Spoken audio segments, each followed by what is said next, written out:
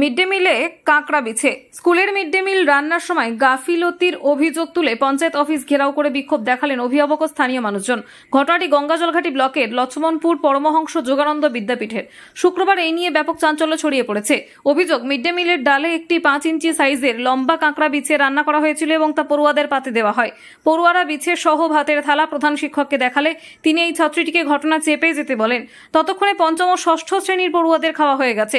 সপ্তম ও অষ্টম শ্রেণী পড়ুয়াদের খাওয়ার সময় ঘটে এই অঘটন। স্কুল থেকে খবর পৌঁছে যায় অভিভাবকদের কাছে। এরপর স্কুলে এসে বিক্ষোভ দেখান তারা। পরে পঞ্চায়েত প্রধানের কাছে প্রধান শিক্ষক সহ মিড ডে মিল রান্নার সঙ্গে যুক্তদের বিরুদ্ধে ব্যবস্থা নেওয়ার দাবি জানিয়ে বিক্ষোভ দেখানো হয়। শিউলি বিশ্বাস নামে এক ছাত্রী বলেন, ভাত নেওয়ার পর ডালের সঙ্গে একটি বড় কাঁকড়া বিছে দেখে হেড স্যারের কাছে গিয়ে জানায়। তিনি আমাকে বলেন, কাউকে বলিস না, তোর ভাত ফেলে দে। এই কথা জানার পর অভিভাবকরা ক্ষিপ্ত হয়ে ওঠেন। তারা প্রধান শিক্ষকের দায়িত্ব জ্ঞান নিয়ে প্রশ্ন তোলেন। এক অভিভাবক উত্তম মাঝি বলেন, আমরা শিক্ষক মশাইদের উপর ভরসা করে ছেলে মেয়েদের স্কুলে পাঠাই, কিন্তু যদি এই অবস্থা হয় তাহলে এরপর আমরা বাড়িতে নিশ্চিন্তে থাকবো কি করে? খাবারে কখনো টিকটিকি পড়ছে তো কখনো আস্ত কাঁকড়া বিছে। কাঁকড়া বিছে সহ মিড ডে মিলের খাবার পড়ুয়াদের পরিবেশনও করা হয়। বিদ্যালয়ের প্রধান শিক্ষক প্রকাশ চন্দ্র পান্ডা বলেন, আমার স্কুলে পঞ্চম থেকে অষ্টম শ্রেণী পর্যন্ত 315 জন পড়ুয়া মিড ডে মিলের জন্য নথিভুক্ত রয়েছে। এদিন 265 জন পড়ুয়ার জন্য রান্না হয়েছিল। রান্না দিদিরা রোজ রান্না করেন। এখানে কোনো গাফিলতি বা উদাসীনতা ছিল না। জানার পর সব খাবার ফেলে দেওয়া হয়েছে। যে কজন পড়ুয়া খেয়েছিল তাদের পর্যবেক্ষণে রাখা হয়েছে। কোনো পড়ুয়ার শরীরে কোনো প্রতিক্রিয়া দেখা যায়নি। লক্ষ্মণপুর গ্রাম পঞ্চায়েতের প্রধান কালীপদ মাঝি বলেন, ঘটনাটি ব্লক প্রশাসনকে জানানো হয়েছে। বিষয়টি তদন্ত করে দেখা হবে। যদি দেখা যায় পড়ুয়াদের মিড ডে মিল নিয়ে কোনো গাফিলতি রয়েছে তাহলে কোনো অজুহাত শোনা হবে না।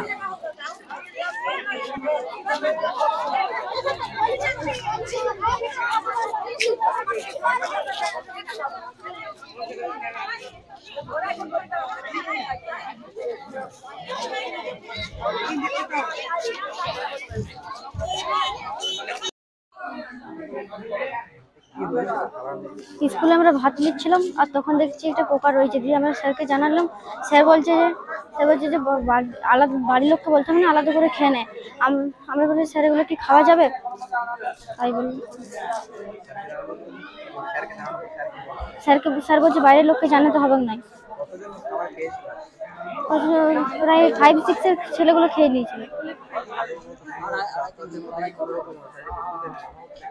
না কিছু এখন তো হয় নাই। শিউলি বিশ্বাস, লক্ষ্মণপুর পরমহংস যোগানন্দ।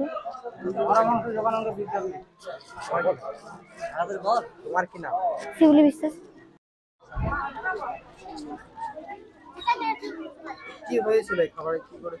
হেডমাস্টার বলছে ভাতগুলো ফেলে দেবে, বলছে ডালটা দিতে হবে না, পোস্ত ভাত দিয়ে খাইলে গা।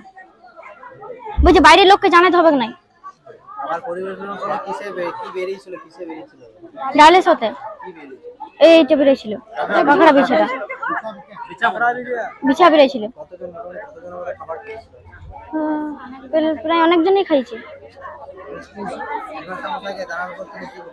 হেডমাস্টার বলছে বাইরের লোককে জানাতে হবে না, কিছু হবে না। বলছে পোস্ত দিয়ে ভাত ফেলে গা। হেডমাস্টার বলছে বাড়ি চলে যায়।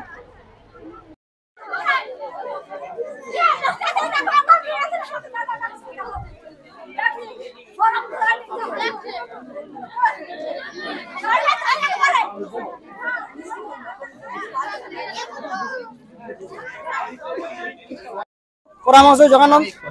আচ্ছা, লক্ষ্মণপুর পরামর্শ যোগানন্দ বিদ্যাপীঠে মিড ডে মিলে খাবারে একটা কাঁকড়া বেছে বের হয়েছে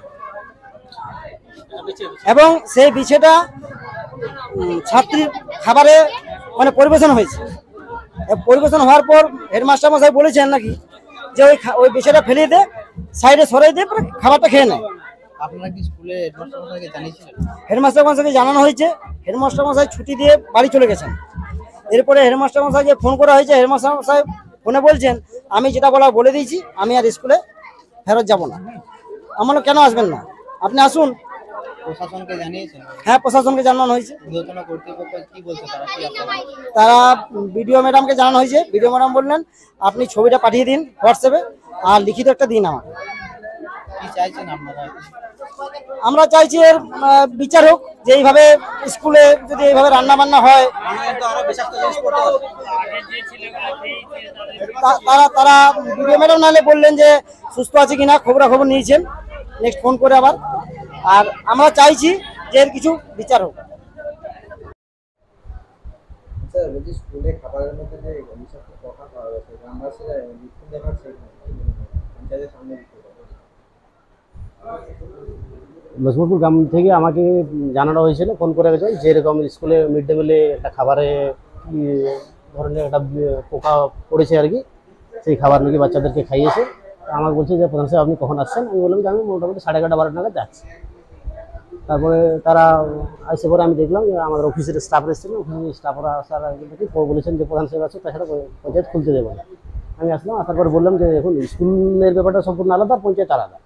কিন্তু তারপর দেখে ওরা আমার পঞ্চায়েত খুললে আমরা পঞ্চায়েত যথাযথ এসেছি, বাকি ব্যাপারটা আমি এখন আর অন্য কিছু বলতে পারছি না। পঞ্চায়েতের সামনে এসে বিক্ষোভ দেখাচ্ছে এই না, ব্যাপারে কি বলবেন? সেটা তো ধরুন ওই স্কুলের ব্যাপার নিয়ে ওরা অন্য দিকে সামনে হয়তো জড়ো হয়েছে, কিন্তু পঞ্চায়েতে কোনো বিক্ষোভ নেই।